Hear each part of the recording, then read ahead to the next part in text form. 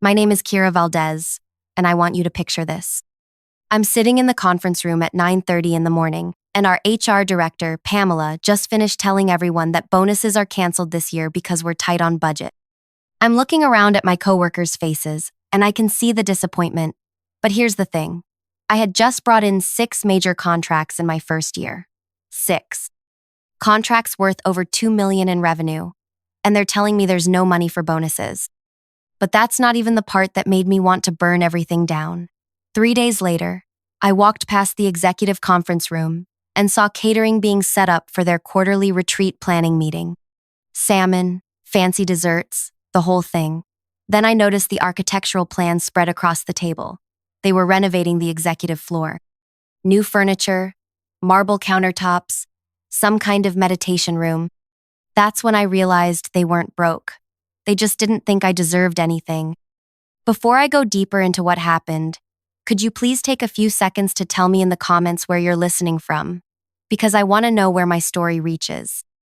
And also like, subscribe, and click the bell icon, because what I'm about to tell you is going to show you exactly how I made them pay for every single month they made me wait.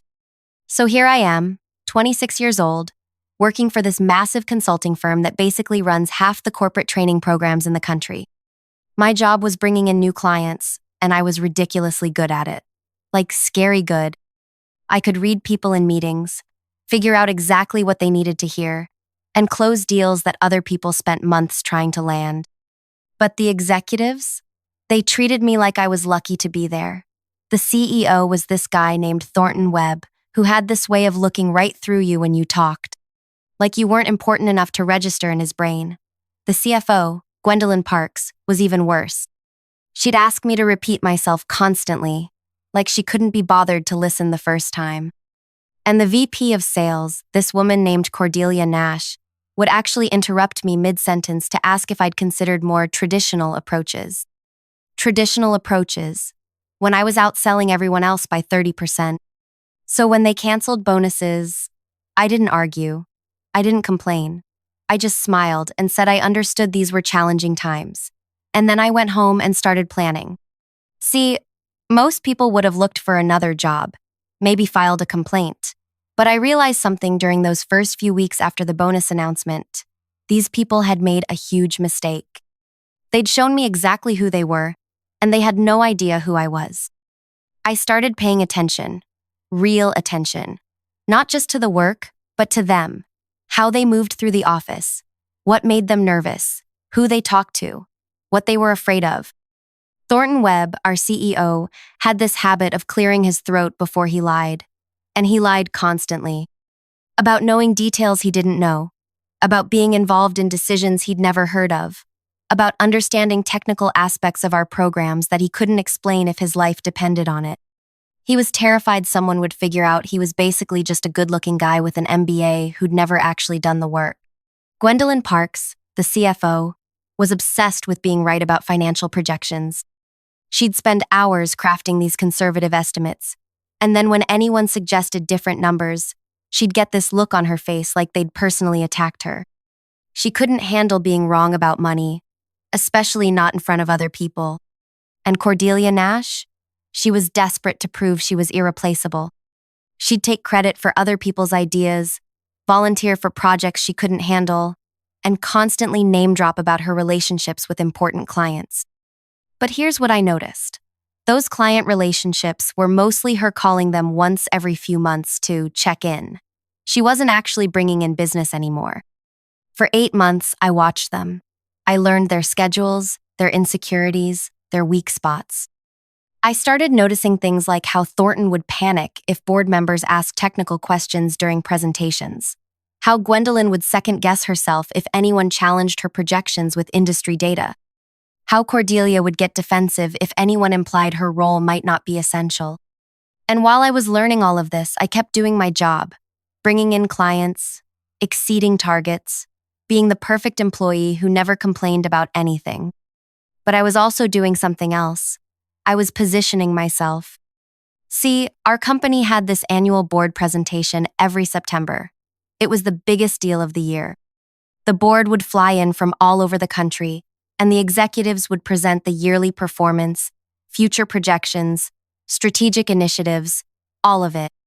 It was basically their chance to prove they deserved their jobs for another year. And I realized that was my opportunity. I started reaching out to board members months in advance. Not directly, obviously, but I'd make sure to be involved in client meetings when board members were visiting. I'd send detailed reports that would occasionally get forwarded up to them. I'd volunteer to help with research for presentations, which meant I got to see exactly what information the executives were planning to present. More importantly, I got to see what information they weren't planning to present. By July, I had a clear picture of what was going to happen in September. Thornton was going to present our yearly growth numbers, but he didn't actually understand how we'd achieved that growth. Gwendolyn was going to project conservative numbers for next year that were way below industry standards. And Cordelia was going to take credit for client retention numbers that were actually driven by customer service improvements she'd opposed. That's when I started planting seeds. I began having casual conversations with our biggest clients about industry trends they'd heard about, new approaches to corporate training, data they'd seen about what other companies were investing in. I wasn't telling them anything directly, but I was getting them curious about things our executives couldn't answer. I also started researching everything I could about our competitors. Not just their basic information, but deep research. Their actual performance numbers, their new initiatives, their success rates with different types of programs. Information that would make our conservative projections look completely out of touch. And here's the really clever part. I made sure board members knew I was the one doing this research. Not by bragging or showing off, but by being helpful. When they'd ask questions during their visits, I'd have the exact information they needed. When they'd wonder about industry trends, I'd quietly send them articles. I became their go-to person for real information. By August, I could see it working. Board members were starting to ask more detailed questions during their calls with executives. Questions about technical aspects of our programs, about industry comparisons, about strategic planning that went beyond just maintaining what we already had. And the executives were starting to sweat.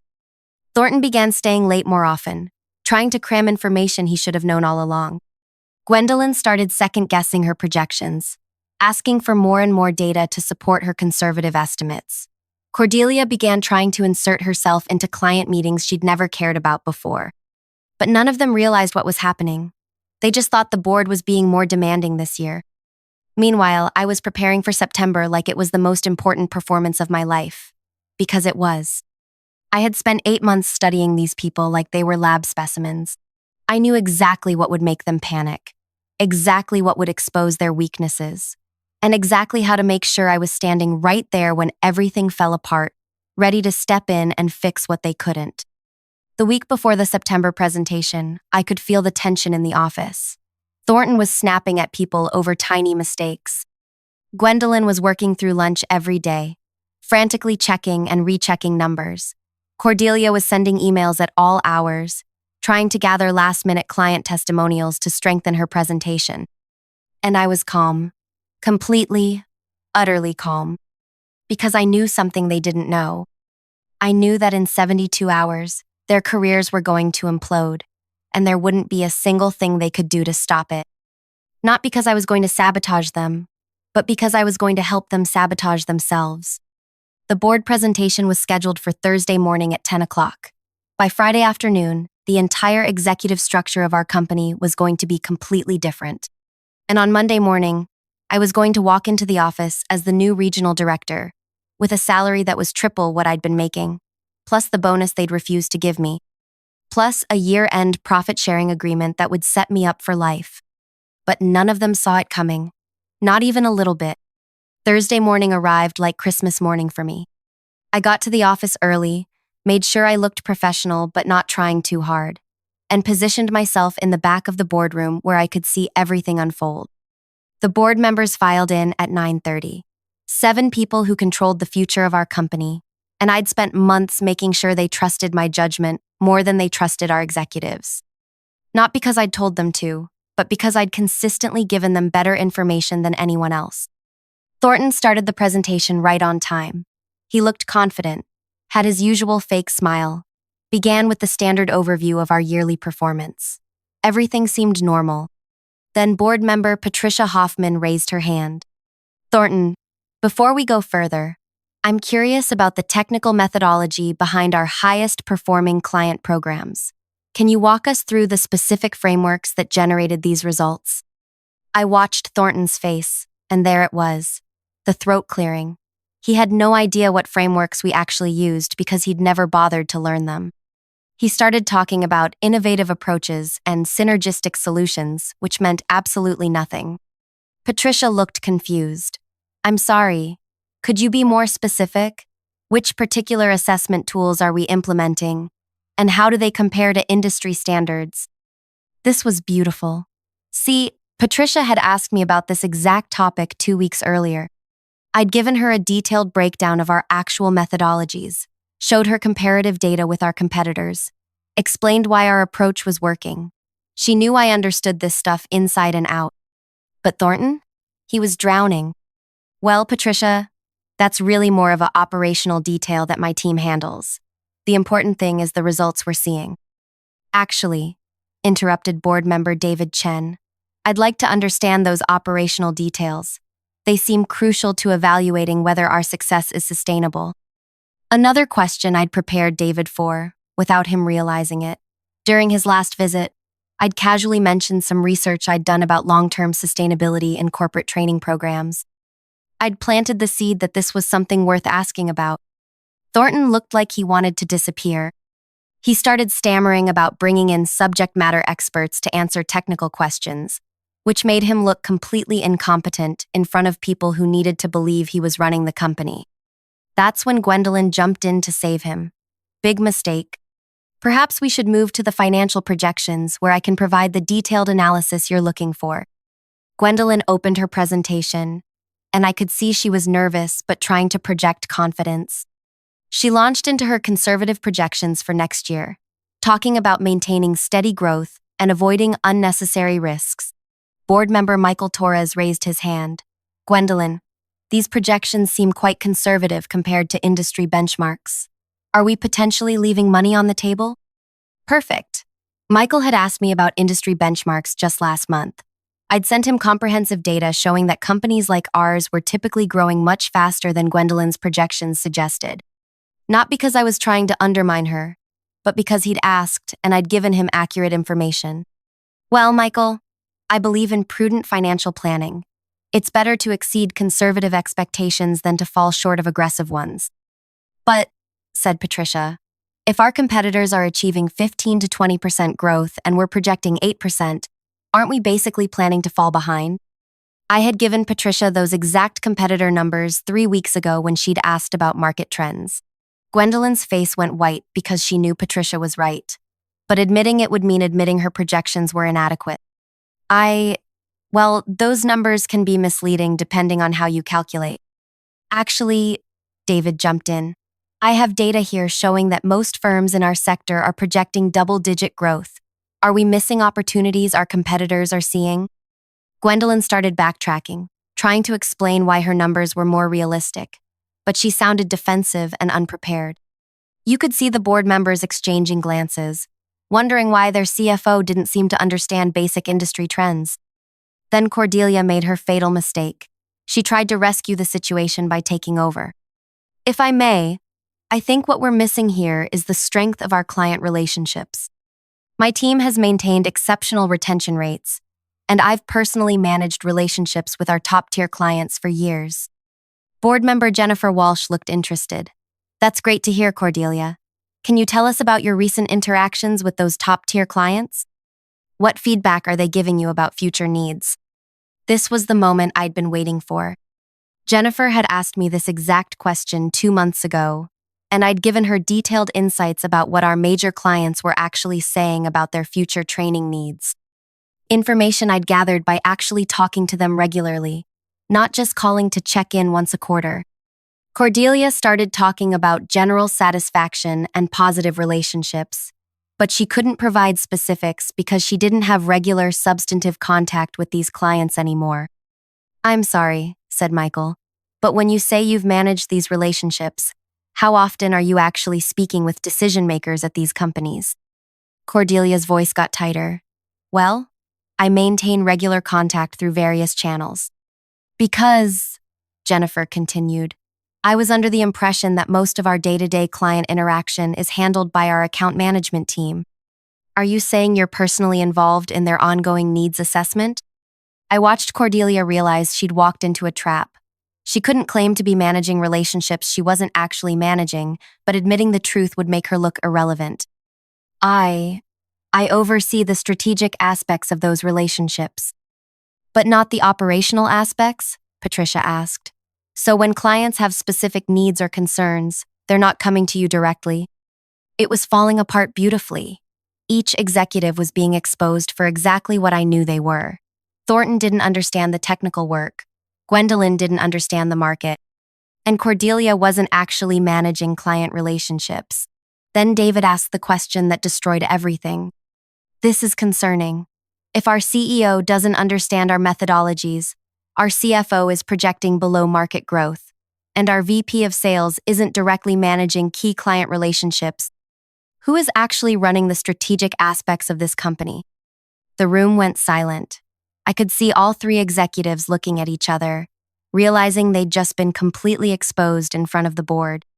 That's when Thornton made the worst decision of his career. He tried to throw everyone else under the bus. David, I think what we're seeing here is a breakdown in communication between departments. My team has been working on strategic initiatives that perhaps haven't been properly coordinated with finance and sales. Gwendolyn's mouth dropped open. Excuse me? My projections are based on information provided by your office. Well, Cordelia jumped in. Maybe if there was better communication about strategic initiatives, sales would be better positioned to speak to client relationships. And there it was. They started arguing with each other in front of the board, pointing fingers, contradicting each other, making it obvious that they had no idea what each other was doing. Jennifer looked directly at me. Kira, you've been quiet back there. You work closely with all these departments. What's your perspective on our strategic coordination? This was my moment. 8 months of preparation led to this exact question. Well, I said, standing up calmly, I think what we're seeing is the difference between high-level oversight and operational knowledge. Our programs are actually performing very well, but the metrics we use to measure success and the client feedback we receive daily don't always get communicated up through traditional reporting channels. I pulled out my tablet. For example, our technical methodologies are actually quite advanced compared to competitors, but they're complex systems that require hands-on experience to explain properly. Our financial performance could support much more aggressive growth projections, but only if we're tracking the right metrics and understanding market opportunities. And our client relationships are stronger than ever, but that's because we've shifted to more frequent, substantive interactions that go beyond traditional account management. The board members were nodding. Finally, someone was giving them clear, confident answers. Can you elaborate on those market opportunities? Michael asked. For the next 20 minutes, I walked them through everything. Real technical explanations of our methodologies, detailed market analysis showing where we could grow, specific client feedback about emerging needs, information I'd been gathering for months while the executives focused on presentations and politics. By the time I finished, the contrast was obvious. The executives looked confused and defensive. I looked prepared and competent. Patricia asked the question that ended their careers. Kira, in your opinion, what would need to change for us to reach our full potential as a company? Honestly, I said, I think we need leadership that understands our work at an operational level, financial planning that reflects market realities, and client relationship management that focuses on ongoing value creation rather than periodic check-ins. The talent and systems are here. We just need strategic direction that's based on actual knowledge rather than assumptions. David nodded slowly. That's very insightful. Thank you. The meeting ended with the board requesting private time to discuss what they'd heard. The executives filed out looking like they'd been hit by a truck. Over the next 2 weeks, everything happened exactly like I'd planned. The board called individual meetings with each executive. Thornton couldn't answer basic questions about company operations. Gwendolyn couldn't defend her projections when challenged with industry data. Cordelia couldn't provide evidence of her strategic value to client relationships. Meanwhile, I kept doing my job perfectly, kept providing valuable insights to board members when they asked, kept demonstrating that I understood every aspect of the business they were concerned about. On the last Friday of September, Thornton was given a choice: resign or face a vote of no confidence. He resigned. Gwendolyn accepted an early retirement package. Cordelia transferred to a subsidiary company where she could focus on relationship maintenance without strategic responsibilities. On Monday morning, October 1st, I walked into the office as the new regional director of strategic development. My salary had tripled. I received the bonus they'd denied me, plus back pay for the 8 months I'd waited, plus a profit-sharing agreement that guaranteed me a percentage of all new revenue I generated. But here's the most beautiful part. They never figured out what happened. They just thought the board had become more demanding, that market pressures had exposed their weaknesses, that timing had worked against them. They had no idea that for 8 months, I'd been systematically studying their insecurities and creating situations where those insecurities would destroy them. The company is doing better than ever now. We're growing at 22% annually. Client satisfaction is up, revenue is up, and every month when I get my profit-sharing check, I remember that meeting in September when they told me there was no money for bonuses. Sometimes people ask me how I did it, how I went from being dismissed to being in charge in less than a year. The answer is simple. I paid attention, I learned, and I waited for the right moment to show them who they were really dealing with. They thought they could treat me like I didn't matter. Instead, they taught me exactly how to make sure I was the only one who mattered. So if you're in a situation where people are underestimating you, where they're treating you like you don't deserve recognition for your work, remember this story. Sometimes the best revenge isn't getting even, it's getting everything. If this story inspired you, hit that like button and tell me in the comments what moment hit you the hardest. And if you know someone who needs to hear this, share it with them.